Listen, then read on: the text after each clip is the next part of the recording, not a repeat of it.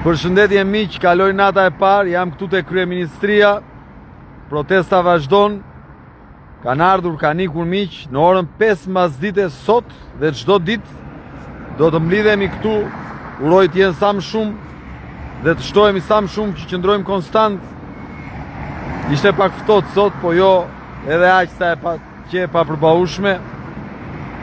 Ju përshëndes. Sigurisht që duhet një shkëndi për ta ndezur reagimin popullor.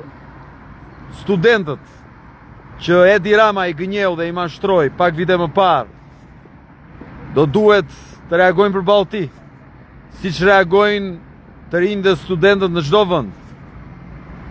Ata që u ka shkaktuar dëme me mënyrën e qeverisjes së tij, abuzimin, qoftë pas zgjedhjeve, do duhet të dalin për veten e tyre, për shembull, ata që u shkatruar prona në Tiranë në këto muajt e fundit, ata që u prenë besë në theth, fermerët e zonave të ndryshme që u përmbytën, blegdorët që u më baktit, të gjithë duhet të jenë në një mënyrë të angazhuar për të reaguar përballë një pushteti që sa më shumë vjedh, aq më shumë forcohet. Nuk u habit kjo. Sa më shumë kapen nga fil këta që kanë vjedhur, aq më shumë krijojnë perceptimin dhe njerëzit që këta janë të parrëzueshëm. Si që kanë këta të parrëzueshëm, kur këta po bëjmë batërdin në ekonominë e vendit. Si ka mundësi në çdo vend normal kush vjedh ikën, këta vjedhin edhe bëhen më të fortë. Si ka mundësi? Kapet zvendës kryeministri i parë, arratiset, kapet duke vjedh praktikisht, arratiset, dhe vjen zvendës kryeministri e dytë. Del dhe kjo që me një mesazh 53 milion euro në drejtim të paditur, dhe Edi Rama ndihet më i fuqishëm. Si ka mundësi? Si mund të ndodhë kjo? Ndërkohë që të rinjtë e këtij vendi nuk paguajnë dot qirat në qytetin e Tiranës. Nuk paguajnë dot qirat me rrogat që marrin prindrit e tyre për të bërë shkollën këtu, për të jetuar këtu. Këta vazhdojnë vjedhin dhe forcohen pushtet, ndërkohë njerëzit e këtij vendi largohen nga ky vend, ikin në emigrim. Sa e sa të rinj po ikin në emigrim. Sa e sa familje ikin çdo ditë. Ikin sepse këtu nuk po përballen me këta. Çfarë ndodh me fermerin shqiptar?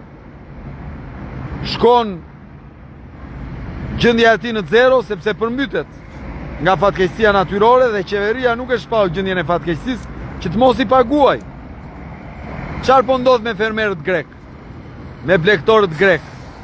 Kanë bllokuar autostradat sepse subvencionimet nuk u kanë shkuar në kohën e dur dhe se kanë shkuar një pjesë te ata që janë afër pushtetit.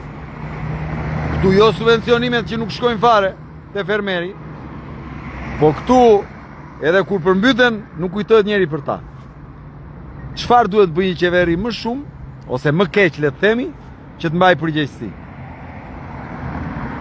Edi Rama një njeri i pangopur. Një njeri i pangopur që duhet ndalur nga qytetarët. Duhet ndalur nga njerëzit e lirë dhe këtu nuk është puna të dalin njerëzit për Adriatikun. Jo, në orën 5 këtu duhet vinë të gjithë për veten e vet. Ditën e parë 500, ditën e dytë 1000 me radhë sa të munden. Normalisht duhet dalin të gjithë ata që mendojnë që këtu gjërat janë keq. Dhe në përditshmëri unë dëgjoj pafund njerëz që thonë që gjërat janë keq. Madje pafund nga ju më kanë shkruar pse nuk reagoni, pse nuk dilni, pse nuk protestoni. Ja, po protestojmë. Ja e nisëm. Hajde, dilni për veten tuaj. Reagoni për te partive, për hallin tuaj, për balë një pushteti që kanë marrë çdo fuqi të mundshme. Mos u kompleksoni, mos bëni politik sot ai, ndërkohë ai bën gjithë ditën politik me jetët tuaja, me jetët tona. Nuk bën politik ai kur merr vendimet që u fut dorën në xhepin tuaj. Kur e bën atë rrugën atje, Çukës qaf ploç, 260 milion euro, dhe ajo shëmbet atje, bje, dhe mund të kishtë dhënë se cilin nga ju apo fëmijët tuaj nën vete. Çfarë është ajo? Nuk është politik nga ky? Ndërkohë ne të mos bëjmë politik ne për të thënë që ore shiko, se i ke harxuar lekët dhe ne i ke bërë rushe kumua. se mund na kishte marrë jetën te ai shkëmbi që bie aty. Në këtë drejtim, nuk mjafton thjesht ankesa në Facebook. Nuk mjafton thjesht të flasim. Duhet të reagojmë, duhet bëjmë akte. Se po tjetë për Facebook, e bëj dhe unë Facebook, në televizor, po nuk mjafton. Duhet reagim, duhet sakrificë, duhet qëndres, duhet bashkimi madh. Shikojni grekët, shikojni bullgarët, shikojni shqiptarët e Kosovës. Ndaj që këtu, në Shesh, në orën 5, në Tiranë, përballë kryeministrisë, mere nënën, mere babajnë, mere fëmijën, mere motrën, mere vllajën. Dil, reago, kundërshto. Sepse nëse këta vjedhin dhe ne nuk reagojmë, sigurisht që këta e perceptojnë veten më të fortë dhe vazhdojnë vjedhin më shumë. Do thoni ju po drejtësia, qa do bëj drejtësia? Ja, drejtësia e shpau në kërkim zëvendës kryeministrin e kaluar, ikuaj, u arratis në Zvicër. U vu një zëvendës kryeministrere, opa kjo e reja, më keq se ai vjetri. Pse?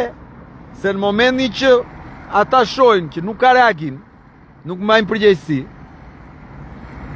pse problemi është që të gjenden njerëz të gatshëm për të vjedhur në pushtet në këtë vend.